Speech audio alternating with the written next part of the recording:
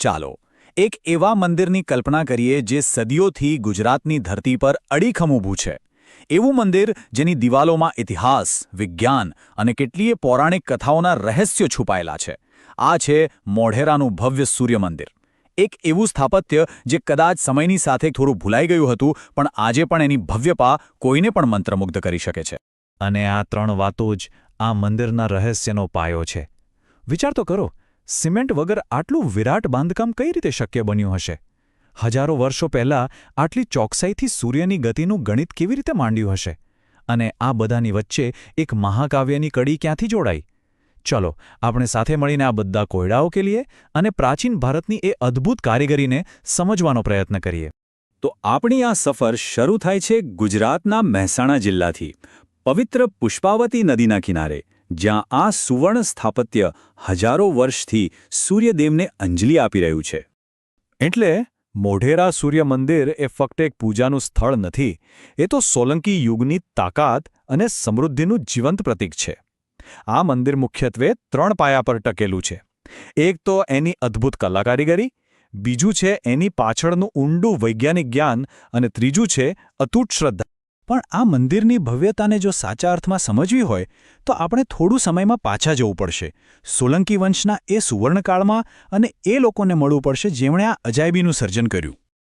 તો આ સમયરેખા પર નજર કરીએ. આખી વાત શરૂ થઈ રાજા ભીમદેવ પહેલાથી. એ પોતાને સૂર્યવંશી માનતા હતા, એટલે કે સૂર્યદેવના જ વંશજ. એટલે જ તો એમણે પોતાના કુળદેવતાને સમર્પિત આવું અજોડ મંદિર બનાવડાવ્યું. પછી સદીઓ સુધી કેટલાય આક્રમણો થયા, પણ આ મંદિર આજે પણ અડીખમ ઊભું છે. એના નિર્માતાઓની દૃષ્ટિ અને કારીગરીનું આનાથી મોટું શું પ્રમાણ હોઈ શકે? પણ આ મંદિરની વાર્તા અહીં પૂરી નથી થતી. એ માત્ર ઇતિહાસના પાનાઓ સુધી સીમિત નથી. એના મૂળ તો પૌરાણિક કથાઓ અને મહાકાવ્યોમાં ઘણા ઊંડે સુધી જોડાયેલા છે. આપણા પ્રાચીન ગ્રંથો શું કહે છે? એમના મુજબ મોઢેરા અને એની આસપાસનો જે વિસ્તાર છે એ એક પવિત્ર ભૂમિ હતી. એનું નામ હતું ધર્મારણ્ય.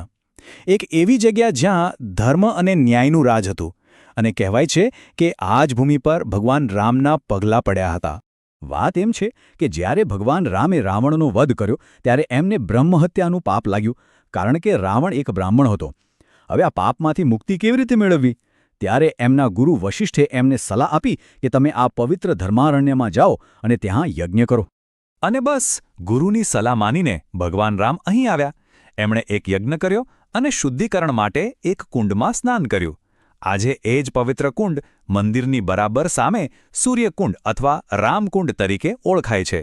તો જુઓ, આ સ્થળ સીધે સીધું રામાયણ કાળ સાથે જોડાઈ ગયું. સારું, તો દંતકથાઓ અને પૌરાણિક વાતો તો છે જ, પણ આ મંદિરનો અસલી જાદુ તો એના પથ્થરોમાં કોતરાયેલો છે.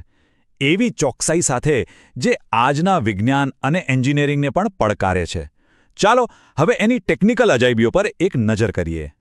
આ તો ખરેખર અકલ્પનીય છે. મંદિરની રચના જ એવી રીતે કરવામાં આવી હતી કે વર્ષમાં 2 દિવસ, એટલે કે વિષુવવૃતના દિવસે સૂર્યનું પહેલું કિરણ સીધું ગર્ભગૃહમાં રહેલી મૂર્તિના મુગટ પરના મણિ પર પડે અને આખું ગર્ભગૃહ ઝળહળી ઉઠે. અને સૌથી મોટી નવાઈની વાત, આખું મંદિર ચૂના કે સિમેન્ટ વગર બન્યું છે.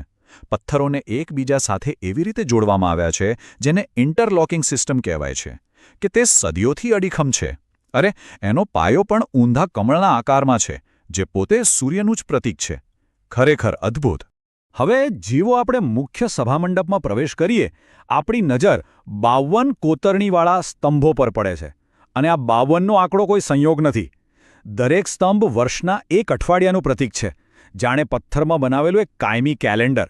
અને એ દરેક સ્તંભ પર એટલી બારીકાઈથી દેવી દેવતાઓ અને રામાયણ મહાભારતની કથાઓ કંડારવામાં આવી છે કે જાણે આપણે કોઈ પૌરાણિક કથાઓની લાઇબ્રેરીમાં ફરી રહ્યા હોઈએ. અને હવે પાછા આવીએ મંદિરની સામે આવેલા પવિત્ર સૂર્યકુંડ પર.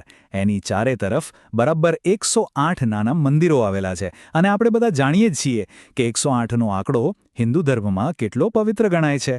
એની અહીં હાજરી આ જગ્યાના આધ્યાત્મિક મહત્વને અનેક ગણું વધારી દે છે. પણ આ પ્રભાવશાળી સ્થાપત્ય અને પ્રાચીન દંતકથાઓ સિવાય પણ આ મંદિરની દિવાલો એક ઊંડું જીવન દર્શન રજૂ કરે છે. ચાલો આપણે થોડો સમય કાઢીને પથ્થરોમાં કંડારાયેલી એ કથાઓને ખરેખર સમજવાનો પ્રયત્ન કરીએ.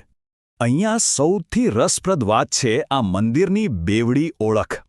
એક તરફ દિવાલો પર રામાયણ અને મહાભારત જેવા મહાકાવ્યોના દૃશ્યો છે જે આપણને આધ્યાત્મિકતાનો માર્ગ બતાવે છે, તો બીજી જ તરફ કામસૂત્રથી પ્રેરિત શૃંગારિક શિલ્પો પણ છે જે સાંસારિક જીવનની ઉજવણી કરે છે.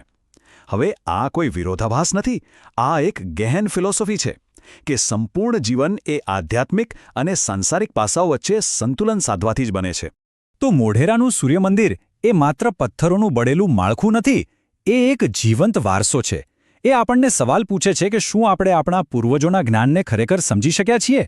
આ મંદિર આપણને પ્રાચીન વિજ્ઞાન, કલા અને જીવન જીવવાની રીત વિશે ફરીથી વિચારવા માટે મજબૂર કરે છે.